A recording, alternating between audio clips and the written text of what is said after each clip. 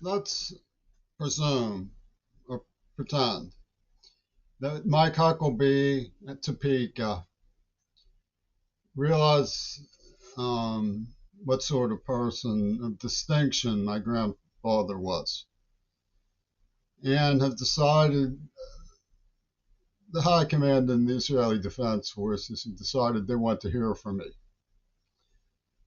That's who this is too.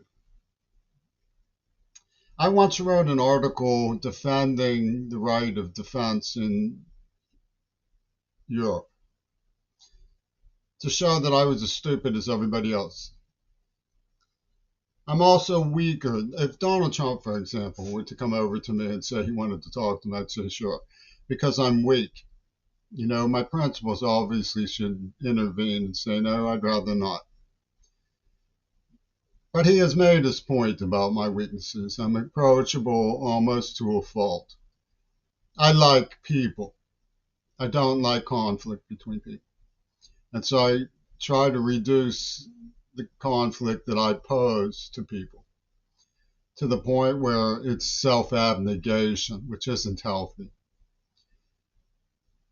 So what I would say to the tribe in the Knesset, who I admittedly know the type of very, very well, having grown up in Squirrel Hill of Pittsburgh and had my arguments with the Holocaust survivor community.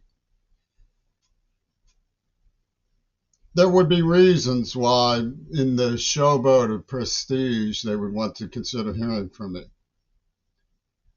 There is truth to the fact that Martha Gellhorn and I connected about something that was becoming a high priority at a time of great change. And she addressed it with me. There's also the fact that there's standing arrest warrants being sought in these matters that pertain to what I would like to talk about. So I'm not covering my own tale with the presumption of bona fides. I'm just saying that my father was a distinctive service veteran who had raised a Jewish son and taught me very strictly about what the Jewish community had gone through. So if I have any bona fides, it would come from knowing how to measure the issue of how we present the historical foundations of the post-war world. For example, it might seem ludicrous, the idea that European Jewry owe us a debt of gratitude. If you know about the ship, the St. Louis, that was turned away at our borders, and the poor creatures ended up in Sobibor instead of Florida or Cuba. The aggression level that came at me from the Jewish community was shocking. I attribute it to what so many people do, the historic trauma. But when it came down to the mystery of how my father died and the letters that were sent to me, I had to say I'm parting ways with this indulgence of Israeli venom towards people who, after all, brought down the Third Reich and were very reluctant to forgive Germany. Seeing Israel make common cause against my father and lie to Martha Gellhorn, which she insisted on trying to believe, was a test of my willingness to indulge self-abnegation. Because when it comes to Will Zell, for example, he did speak as reported by my testimony. I've testified factually and accurately to what he said to me. in a Poconos Mountain Cafe in front of a witness, in fact. I don't know if they've ever found that witness, but I secured what was necessary to arrive at a authentic, notarized disposition about this comment. And the whirlwind of things he was involved in was quite theatrical, to say the least. So where does it go with someone like Vanguard who pulls out a pistol or something, and people in New York who don't like what they're doing?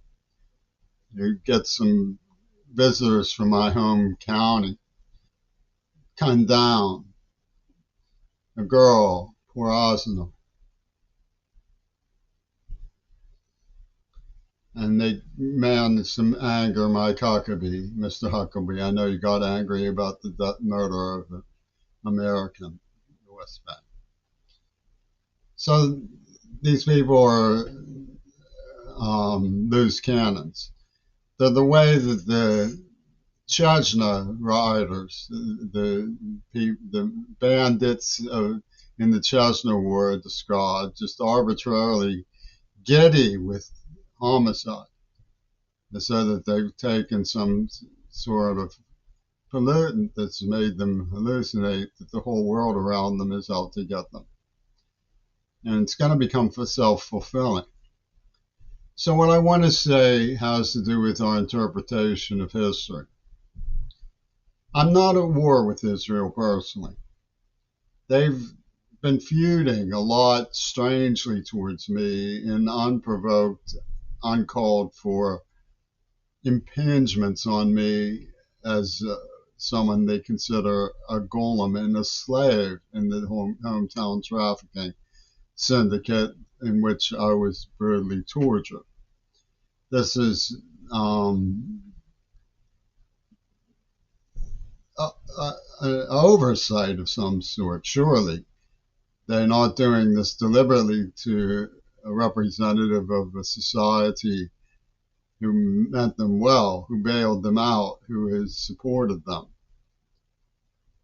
Well, whatever the explanation is, I'm no longer buying it.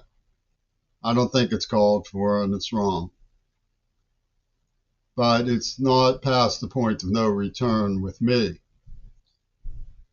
But it's getting to the point where I can see why it's past the point of no return for so many other people. And my comments are meant to be taken in due seriousness. The interpretation of the post-war world is that when we say never again, we mean never again for everybody. And I have said this before. You assigned me the book That Was Then, This Is Now, after you molested me as a child.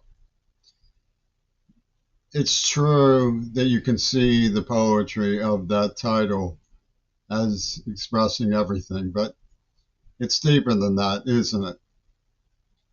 The moral of the book is I wanted to make sure that I hated you. So you making sure that you hate me because you think I will abandon Gaza. And by abandoning Gaza, show the world that I would have abandoned the Jews. You had a person named Carrie Gister. Now let's examine this encrypted name, this nom de guerre. Carrie is like Crary. We know how you use my art to put on the Electric Eel show. You clog certain kinds of pyrogenics to my poetry with the help of the British. Carrie Gister is like Kister and Gaster. Now that's saying quite a lot about how you regard my character. That's saying a lot more than you just think I'm a worm. I think that you chose my name rather than me. I think Martin Edelman and Steve Langer, that Steve Langer spoke for all of you when you said, I'm not sorry for anything I did, only it had to be you, meaning I was so young I would have no chance against the forces you were going to unleash on me. but my name was Raw Energy from Plymouth Meeting. It was an old name in America, a distinguished service name in America. That could be why Donald Trump is sometimes paying attention. So I suggest you review my comments and arrive at the understanding that I'm like everyone else at the limit of what I'm going to apologize for you about. You said you wanted hell, we'll give you hell. Well, it turns out no one wants hell. Very few people want hell. A few deranged maniacs in the skid margins, super margins of Pittsburgh might want hell. The people who abducted me and tortured me as a child, they might want to go to hell. God knows why. But none of the people you attribute wanting to go to hell to have ever wanted to go to hell. None of us do. None of us have ever wanted to be saddled with the identity crisis of trying to survive under the stereotyping focal point of someone who regards us as born to be Hitler against them. That's not true. None of us want to be Hitler against you. You're asking us to ignore too much. And you're asking us to believe too much. And you're asking us to grant you too much. So what I suggest you do, as pleasantly as I know how, is to desist, to stop what you're doing to Gaza, to allow humanitarian aid through, to just re-embrace the spirit of poetry and allow the Sumud flotilla to arrive safely and deliver their humanitarian cargo. That's what I ask of you. I don't think that anybody with any sense would disagree that that is what is called for yesterday. So it's certainly called for now.